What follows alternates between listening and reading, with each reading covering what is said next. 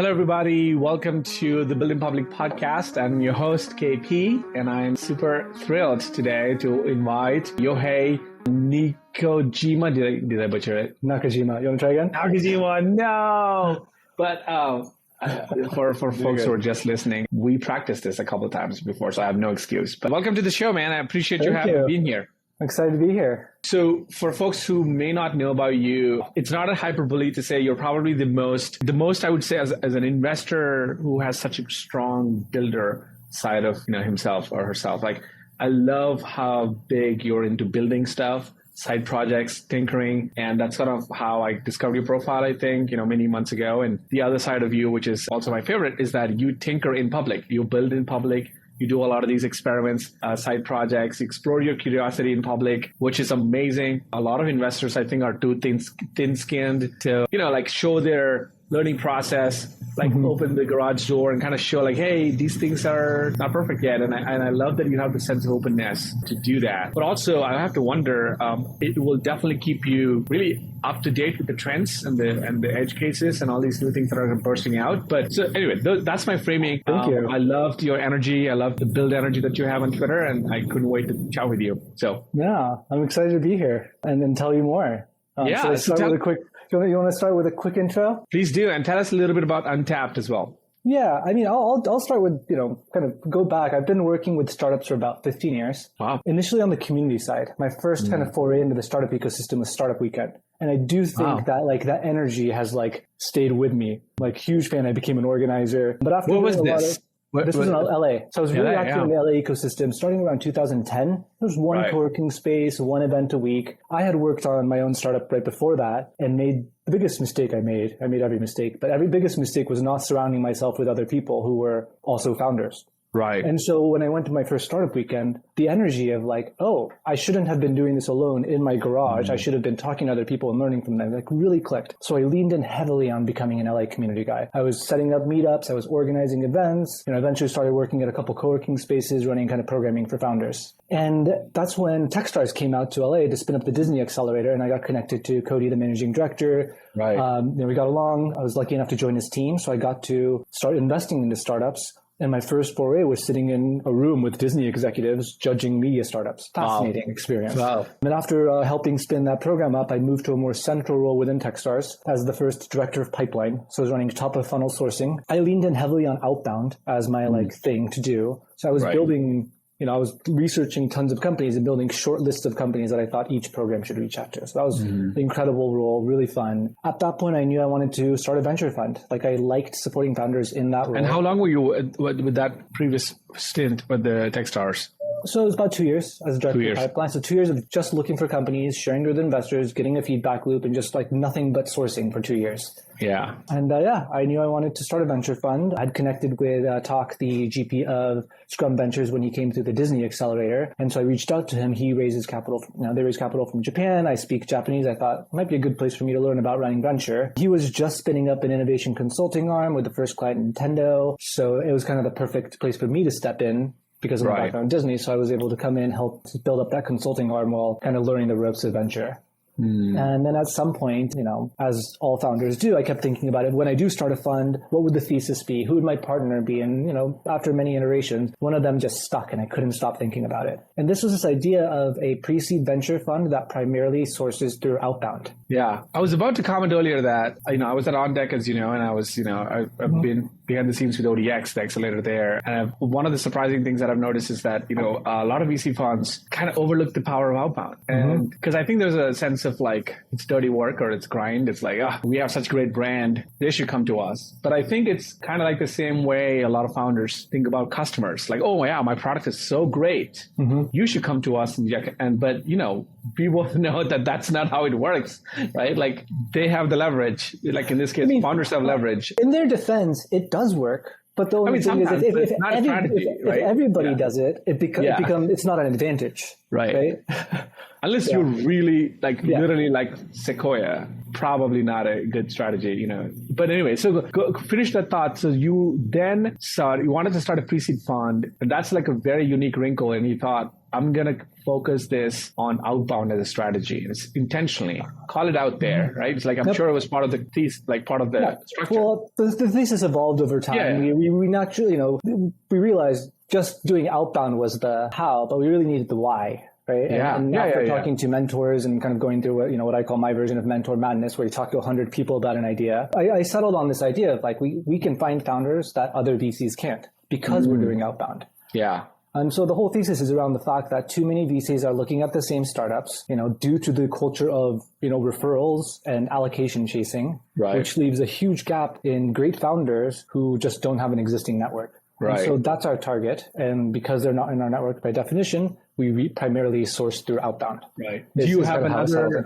investor with you on the fund? Yeah, I work with Jessica Jackley. She's pretty well known for starting Kiva, the microfinance site. No way! What? But she's worked with a collaborative fund. She's been a serial founder. Incredible to work with. Nice. And you're in Seattle, correct? She there too, or? She's down in LA.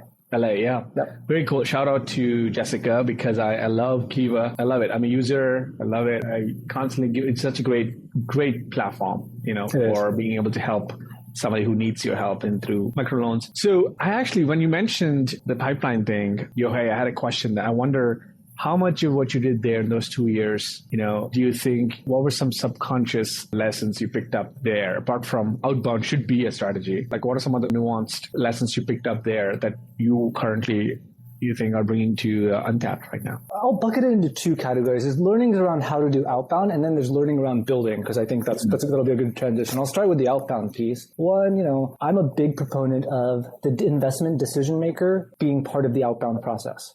I've just seen too many times where associates will reach out to, someone junior will reach out to a founder, talk to them for 30 minutes, take notes, show it to a GP who looks at it and 5 seconds go, oh, we wouldn't invest in that. And I feel like that happens too much. And that's a lot of time wasted. If the GP was willing to even just review the list before they reached out, at least initially, to kind of train them on what to look for, I think a lot less time would be wasted. So that's something philosophically I think is important. What would make the GP not be interested in being part of the outbound? Is it just a pure lack of time at that scale? Like at that, you're doing it's more convenient to say, hey, you look at a whole bunch of companies, you go talk to a whole bunch and just present your favorite to me. And it makes sense. Like it's much less work for the GP. Right. But, in my experience, when I look at a list, I'm reaching out to less than 1 in 100. I just don't see how somebody else that I just recently brought onto my fund would be reaching out to the same 1 in 100 on a consistent basis. I just don't see that as a possibility. Is a combination of taste and intuition, correct? And how would you, I know it's hard to describe in words, like paint a picture of, if I gave you a list of 100 companies, give me a sense of how would you gravitate towards the 2 or 3 that you would eventually? That's a good question. What goes through your mind? Well, one of the aspects of doing outbound, it is a grind. I have to have a big top of funnel because there's a lot more noise. Right. So I'm looking at, I love sitting down and just looking at a list of 200 companies. I enjoy it. And that's, I guess, why I decided to do it. Other people don't. I enjoy it. That should be my... But what do you give us a workflow? What are you looking at? My workflow is super process oriented. And when I actually started the fund, I knew from the day one that I was going to build my own CRM. So we run our whole fund on a no-code CRM, and I've posted templates of whatnot. So I bucket my work. So I have a hunting mode, which is when I'm looking at lists of companies, or sometimes I'll find it on Twitter, Product Hunt. Someone will send me a list of recent graduates. It's an event. When I'm in hunt mode, I have a rule that I don't type. It's a weird rule, but I only click through. And the reason I do that is just based on my experience. If I start typing and researching, I go down a rabbit hole. But if I limit myself to clicking before I decide if I want to save it into my CRM, it just allows me to get through the list faster. I use Pocket as my bookmarking tool. Yeah. When I save a company on Pocket, either on my phone or computer, it kicks off a zap that drops it as an organization in our CRM. It adds it to my outbound pipeline as new, which means there's a to-do action there. Right. And then I have a separate zap that does, that pings the Crunchbase API, pulls in a whole bunch of data, fills it out for me. And I'm building in much more kind of enrichment APIs on top of that. So that's my hunting bucket. And then my next bucket is review. When I sit down and go through new companies that I've queued up for me to review. At that point, all I'm doing is scoring 1 through 4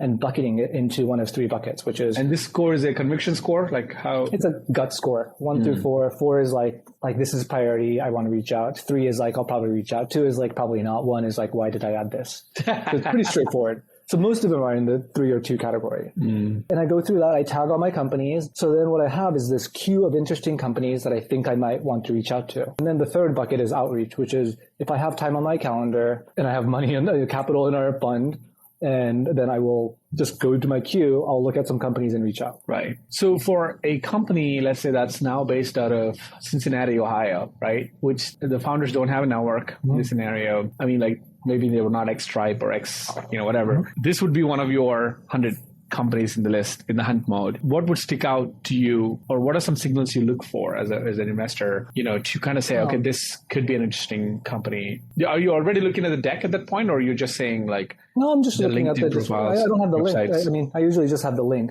Yeah. So it's hard to say. It's really a gut instinct. Like at the top of the funnel, it is instinct, right? I'm just flying through. But, one is kind of, have I seen it a lot before? I mean, I'd say like 60% of the, maybe even 70% of the companies I see, I've seen 12 versions of it before. So that's less exciting for me. So I do, because I'm looking at, I think I look at more companies than most GPs. I have a pattern recognition around like, oh, this has been tackled a lot. And of course, there's biases for better or for worse. Right.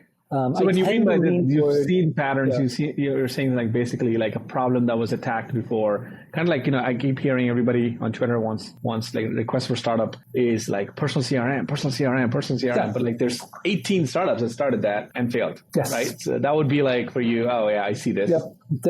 Definitely that. Yeah. Or it's a space that I'm just truly passionate about. And I look at it and go, this is something I care about. A good example is we just announced a company called Pulsaid. And they just got into Techstars New York, their healthcare company, doing some interesting things, unbundling primary care from insurance. So basically making primary care a subscription unlimited service that employers can offer employees. Wow. That one really clicked for me because, US healthcare cost is something that's just like something that does matter. That bothers me. And I think, I've always thought insurance has, is slightly broken. They have a lot of power. But I think that scenario, can they pull that off? Like, I feel like it's going to be challenging, but they're giving it a shot. Yeah, exactly. I mean, I think they've approached it in the right way. And so I'm excited about it. But that's an example of when I saw the company, it immediately reminded me of like a problem in the world that I am truly passionate about. And so I reached out, talked to them, and I really liked the way they kind of had planned out their strategy. Interesting. I love that. Let's talk about some of the side projects. And I know I remember, I'm trying to recall the first time I heard about one of your side projects. I think it was something with software. Yep. Was it the CRM? I can't remember what it was, but it went viral for a while. It was pretty big, and I invested in software. So Mariam, I think I remember I follow her on Twitter, so I think she was sharing it, or the software account was sharing it, and then I checked it out. So I want to hear about how that came about. What was your intention there? So I mean, I've always been like a hacker, but I've never been a developer. Yeah. So no-code was always kind of, right? When I started my fund, actually, initially I tried to code my own CRM, it was in PHP MySQL, and I quickly realized that was not the right use of my time. Right. So I switched to Airtable. I lost some functionality, but I could move a lot faster. Yeah. Right? Don't you wish you would invest in Airtable though? Isn't that such a great tool? It's great. I actually emailed, wasn't it Howie?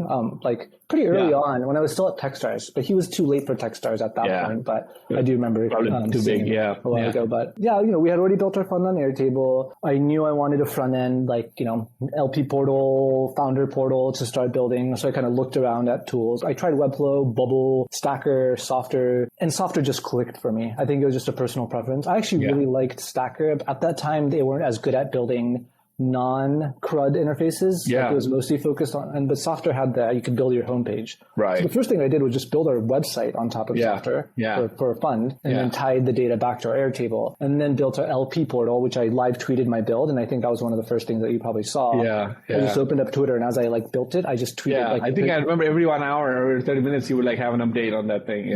No, it's fun to live tweet builds. Right. Because you get people get to see even the mistakes you made, and I think it's just fun learning. So decision making, exactly. So that was the LP portal, and actually what was great was that I had a couple of VCs reach out and say, "Hey, I built our LP portal using your tutorial." Nice, wow. And that was really motivating, and I think that's every time someone does that, it incentivizes me to keep doing it, right? Yeah. That's so dope. And that was, I think, the beginning of the journey for you as a builder for the VC use case, right?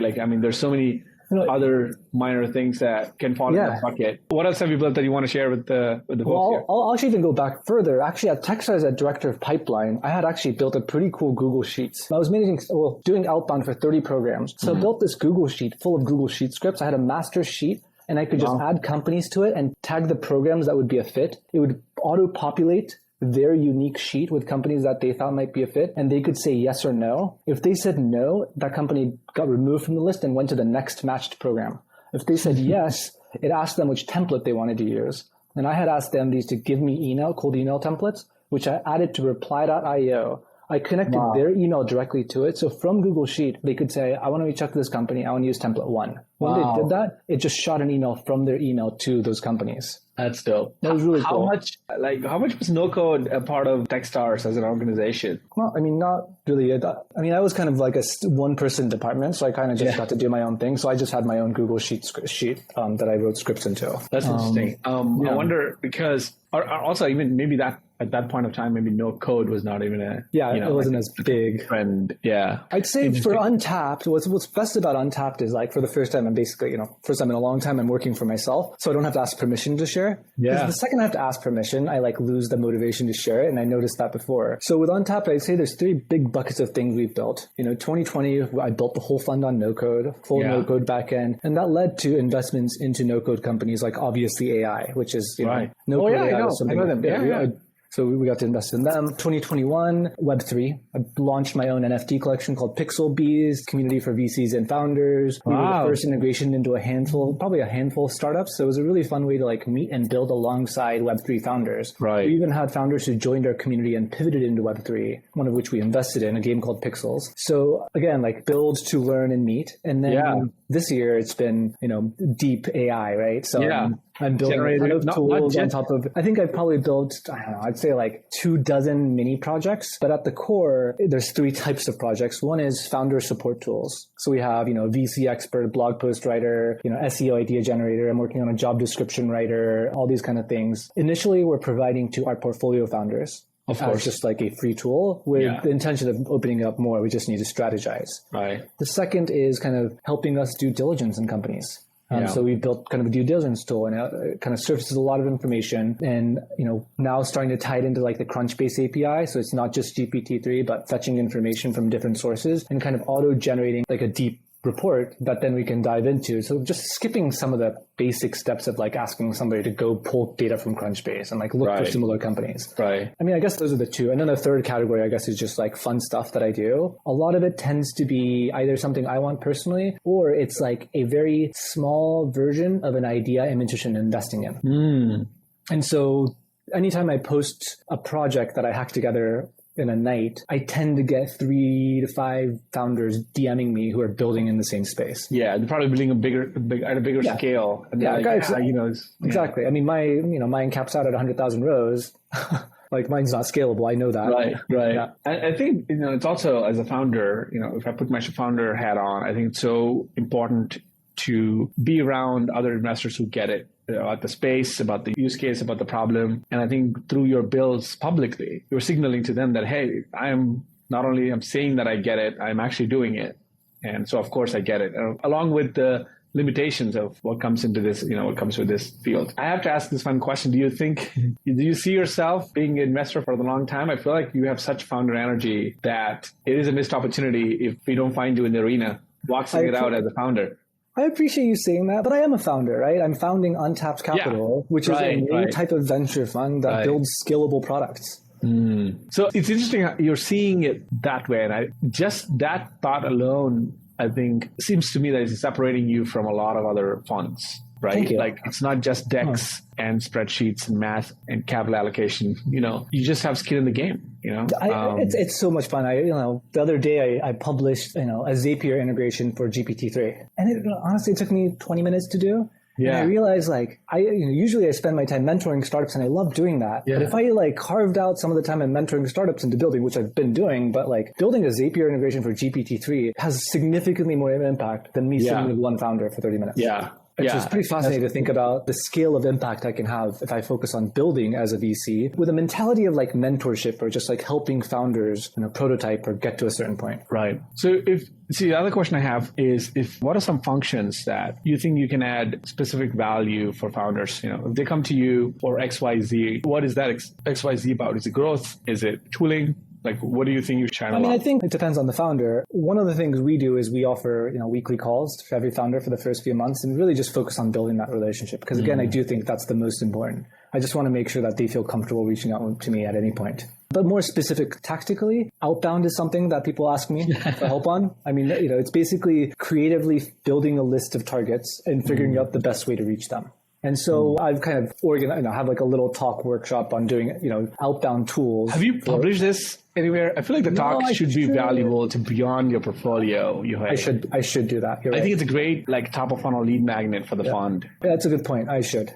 Even if it's a Medium article or, whatever format of it, doesn't matter. But I think I'm myself curious, because I know enough from Outbound, a lot of my strategy, I'm shocked at sometimes people come to me for growth and go to market. And when I sit with the founder, a lot of the times all they're thinking is content marketing because that's hot right now, right? TikTok. We have to partner with some influencer on TikTok or YouTube Shorts because they're like, no, I don't want to do content myself. I'm like, okay, have you? And then they're like, oh, the other thing to talk about is like blogs, SEO, which I understand there's a longevity value in SEO, getting it right, but they forget Outbound. It's almost never talked about. It's like so sleazy if you even bring it up. Like, have you thought about cold email outbound strategy? And they're like, no, we're not sales led, we're PLG. I'm like, yeah, I get it, but you're missing out on a ton of low hanging fruit if you just did targeted outbound.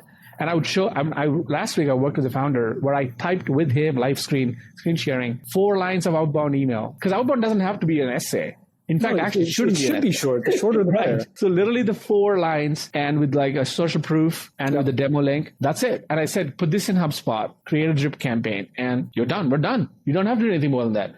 And they're like, and it's so underrated. Most founders do not appreciate. And I don't know how, that's why I'm saying, I'm curious if founders even come to you or even the top of the funnel founders who are like, how do you do outbound again? Like, what is your unique take? Because that's what I'm curious about. What is your unique sort of flavor on this? So yeah, I use the tools I know. If it's sales, B2B, Crunchbase is a great tool. Right. What is it called? The other tool? Zyno. I don't know Zyno. No, sorry. You said what? Crunchbase is the one I mentioned. Oh, of course. Yeah. Crunchbase. Yeah. So, I say, if you're selling, let's look for a company with money. If they raise a series, depending on what you're selling, are you targeting people who are after Series A? Are you targeting people like much later stage, right? If you're targeting startups. Also for hiring, whenever someone comes to me for hiring, I tend to come up with outbound strategies like, hey, let's look for a company that's, 2 stages ahead of you and look for employees who've been there for those years. Yeah. So they've been there during the company growing from 10 to 100 people. Yeah. And maybe they like 10-person companies. Let's try reaching out to those people. Yeah. What do you think is the biggest hesitation founders have about Outbound? Give me like a 3-point answer. 3 separate bullet points. Yeah. One is like it does feel icky, right? If you don't do it right. Yeah. And largely because people are getting a lot of icky. People don't do it right. It just makes it seem worse. And 2, I think, I guess, I don't know if it's like a 3-point answer, but 1, the mentality, right? Like I often hear like, oh, I don't want to bug the wrong people or something along those lines. But really, if you've built a great product, there are people in the world who want it. So if you put the time into finding those people, you're doing them a favor by letting them know the product you built. Yeah. And unless you feel that way, you're not going to do outbound. Yeah, it's a mindset shift. Yeah, I fully agree. And like if you feel like you're doing them a disservice by emailing them, then you're probably not targeting the right people. Right. Yeah. Yeah. No, I'm just shaking my head because I'm like, this is like my conversations with a lot of my founders that I talk to. I'm like, guys, I feel like there's also a dearth of positive examples and use cases, kind of like how, with no code, like a lot of people, when I got into no code, feel like they were doing it as if it's like they're trying to prove to the coders and developers that we can do this too. One of my success stories, or like one of the narratives of my success stories, I didn't give a shit about what developers thought. I just wanted to live up to my potential, wanted to have fun for my journey. It was not about them. It was not about the bad case studies. It's about what I wanted to do and like, what scratch my own itch. Kind of like all your mini projects. And that helped a lot because a lot of founders after that and a lot of, creators are like, oh, there's also positive use cases, positive stories and all that, right? I feel like right now with Outbound, maybe this is me thinking in my head, but I feel like there's a lot of negative use cases and bad examples and poor, shitty results and outcomes. And they're like, oh, Outbound sucks. It doesn't work. I'm like, or it's just you're wading through some crap. Yeah. So you should put more stuff out there. I should put more stuff out there. Yes, we should. Because I take it for granted.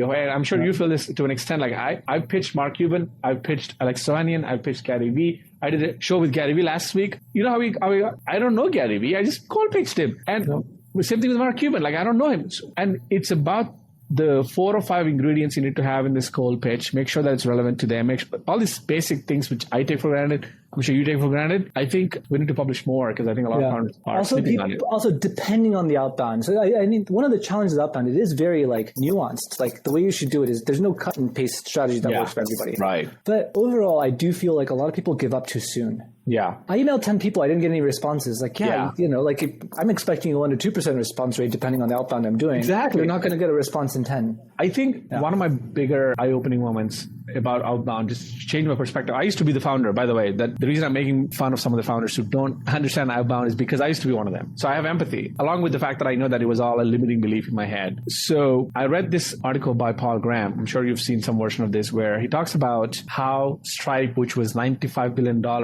until this year with their private valuation, the first, I think 100 to 200 users. Paul Graham talks about how the Collision brothers recruited them. They didn't get users. There's no getting users. Mm-hmm. You recruit them, which is outbound, right? What do you think about? So a lot of founders, when I mentioned that thing and when I show them that article, they're like, I'm sorry, like you have to be humbler than Stripe. Right? Like you got to be humbler than, you got to think about that because they built a $95 billion empire, but the first 100 to 200 customers came from literally, reaching out, outreach, and like literally physically, apparently the part of the story was physically they would go and install Stripe manually into the laptops for some of these developers. And yet some of the founders that I talk to, sometimes they're like, yeah, we went and spent 6 weeks and 2 product sprints and we completely optimized the latency, loading speed of this particular widget. I'm like, but have you talked to a customer yet? And they're like, yeah, we talked to them, but have you pitched them? Have you There's also a fear, right? Because if you don't pitch anybody, you can't get, no one says no. I think the underlying theme that I've seen is it's not so much that they're not technically competent or whatever. I think it's so much about it is the fear of rejection.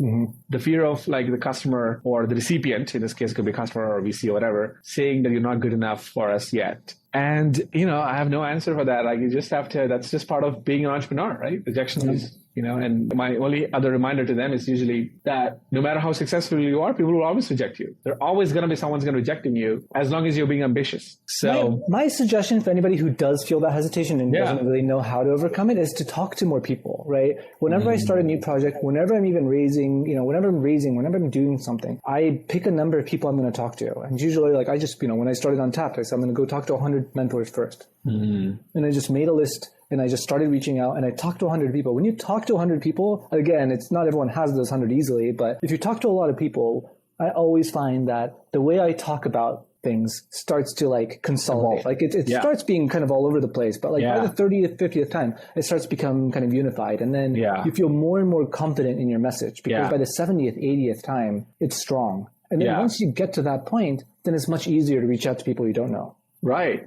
I fully agree. Yeah. So this seems like a fun period of your journey, and I want to ask a couple of questions about the fund, the capital raising, fundraising for the fund. Oh, it's so meta. How did that come about? What was your thinking going into it? Because you had some version of this. Like you must have predicted how much of a grind it is, or how many connections you have to make, how many meetings you have to take. But what were give us a sense of what was your mind at before fundraising for Untapped. And then once you finished the journey, what were some lessons you learned from that? I put a lot of effort into just reading and learning as much as I could about starting a venture fund. Mm. And I was lucky that around the time I was starting to think about it was when a lot of content was starting to come out, right? Mm-hmm. There was a couple blog posts from like Elizabeth had like I saw you give a shout out to that's so Elizabeth cool. was one, and I realized it's a matter of number of meetings, and I basically thought I could build up more of a career, or I just have to pick a time I'm going to raise my fund, and I basically thought, what, I think this is the earliest in my career I could actually raise a fund, but I think I can do it. Yeah, I gave myself a rule, which was I will talk to 1,000 people in 9 months. Damn. And if I don't get to a first close, I'll give up. And wait. No, I said 1,000 people in 1 year was the rule I gave myself. 1,000 people 1 year, and was it 10 million fund? Like, what was your 10 million fund? But my goal was to get to a first close. Because if I can get to a first close, I can start investing. If I can start investing, close would be how much? What, 25%? In my case, I did it at 10%. But some people would say that's a little on the low side. Yeah, but you were kind of like safeguarding it. So if you got to $1 million in close, I think, right? And you give yourself a year and 1,000 meetings. Wow. And that was not necessarily 1,000 LP meetings, just like 1,000 meetings in general. Yeah. It could be mentors. It ended up being about like 600 meetings in 9 months. Yeah. Tell me more. It was super helpful to have that, right? Because of course, when I got to 300 meetings and I hadn't closed anything, I've only closed a little bit. I can look at my metrics and say, okay, I'm only 30% of the way through my process. Of course. I still have 70% of my process before I can get to a first close. So it was mentally very helpful. And I think that's something I've seen other fund managers struggle with is like after 300 meetings, they don't have commitments. They're like, oh, what am I doing wrong? But I'm like, you just need to set your expectations so that 300 is not that many meetings. Yeah. That might be the smartest thing I've heard about this, on this topic. I know this is like sort of like a distilled philosophy that Elizabeth, talks about, but it's just so smart the way you've given yourself some positive constraints around this, Yeah.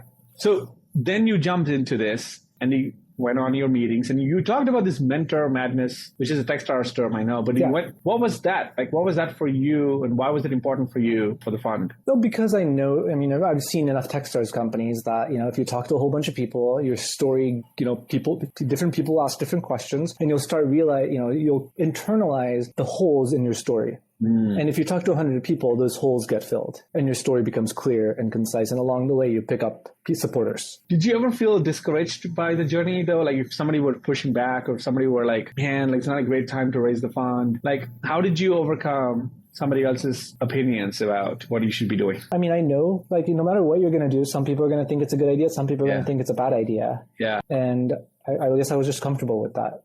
But, I do think that... Were you hell-bent, though? Were you set before you started this that, okay, I'm going to do this. I want to be an investor. Like, I'm going to do it anyway.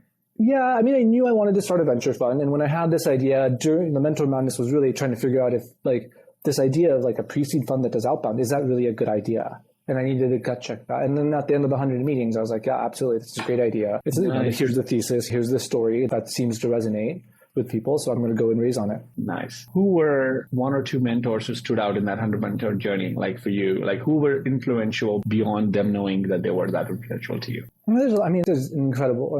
There's a big list of people, obviously, that were really helpful. And I definitely got to give a shout out to Scrum Ventures, the last fund I was at. And Talk, he was very supportive of me breaking off on my own and was the first to commit, saying, hey, if you're going to do your own thing, we'll come in, which is incredible. Yeah. I had a couple people from Techstars come in, which was also really helpful. And, all the Techstars folks are, they're, managing directors and mentors. Like they asked a lot of really good questions that made me really think and help me kind of think through how I should tell my story. And those two were incredible, right? Because there's two groups of people that I've worked with before. Right. So they know me well and can ask me the right questions, but also adds incredible credibility on my fundraise journey as I go out and say the last two places I worked, want to back me. Want to back me. Yeah. So let's touch on some of the lessons you learned from the fundraising journey. When you closed, so you closed the fund. Did you get the full 10 million or is it halfway through? More or less. No, we closed on the fund this summer. Very cool. Congrats. It's a big moment. I don't care. It was exciting. Well earned moment. So reflecting back, what would be your 3 or 4 big non-obvious lessons? Honestly, I wasn't that surprised with the process, if I'm being completely honest. Like, I think I'd done enough research that, like, it was challenging, but there was not many challenges that were surprising to me. The biggest, the only thing that really pops to mind was a portfolio construction strategy. I started investing after I did a first close on 10% of the fund. So my first 10 checks were smaller than what I had originally planned. Which is fine, right? That was probably the biggest surprise, which is something I hadn't planned on. But it seems very small, but it was, but I think it reflects on how I think I did do a good job of researching and setting expectations for myself. I love the fact that you were, there's this whole Buddhist thing that I subscribe to, which is your happiness is inversely proportional to your expectations. Yep. So the higher the expectations, the less happy and miserable you feel. And the lower the expectations, the surprised and joyful and happy you feel because you're like not taking anything for granted. And I tend to live as close as possible to that thing. It's not always easy, it's very hard, as you probably know. Easier said than done. Easier said than done. But I feel, as much as you can, if you can focus on being self-aware and like keep your mind on that thing, it's, it's not that hard.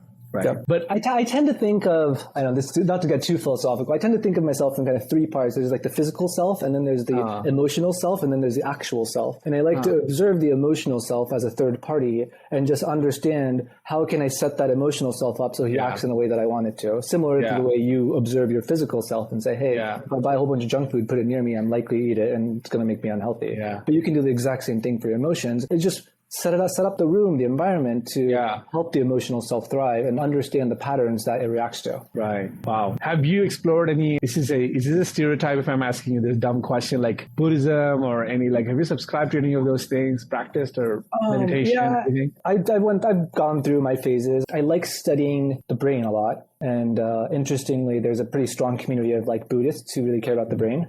Yeah. So there's a couple books I read in the space that really got me into it. Do a lot of yoga, generally interested in like spirituality and is there a book you recommend? You know, my favorite, I think, in this space would be, I think it's called Train Your Mind, Change Your Brain. And it's a book on neuroplasticity. Wow.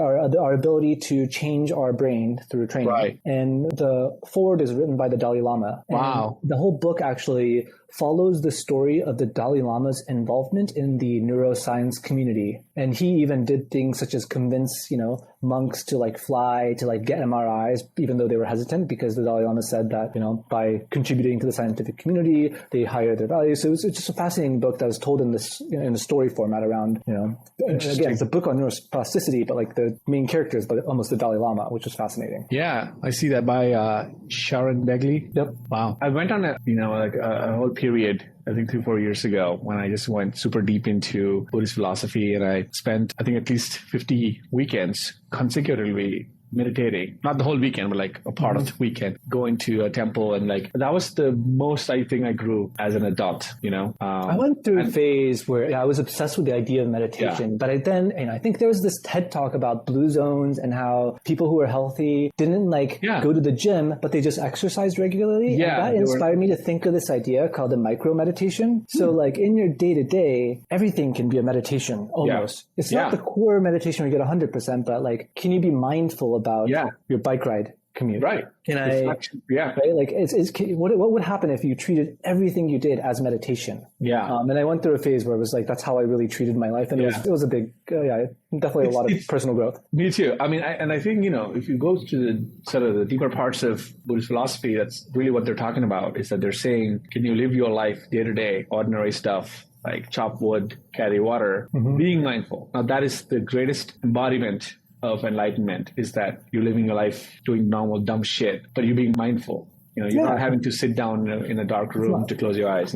It's hard. I think like I've actually struggled with the actual meditation. If I had to sit down, because I'm very ADHD, like if I have to sit down and close my eyes and like for 35-40 minutes have to focus on something, it was like torture. But I did it to kind of check my limits, see what is my limit. And I had a very sassy and a tough Buddhist teacher, and he would roast me and my girlfriend, who's my wife now, if I was not focusing. And it was very helpful because it taught me patience and all that. But eventually I realized the kind of meditation that works really well for me is where I close my eyes, but I'm not trying to force myself to not think, but I'm trying to like externalize the thoughts, like what you said, trying to like separate myself. So the visual metaphor I have is that I'm slowly rising up, like kind of going up onto the skyscraper, and my thoughts are like the traffic, like they're like the moving cars. And I can see them, they're mine, but the honking doesn't bother me that much, so there's a sense of separation. Yeah. Another fun one that I did a lot, I did this thing that I call the color walk, and I would go on a short walk around my neighborhood and I would repeat a mantra,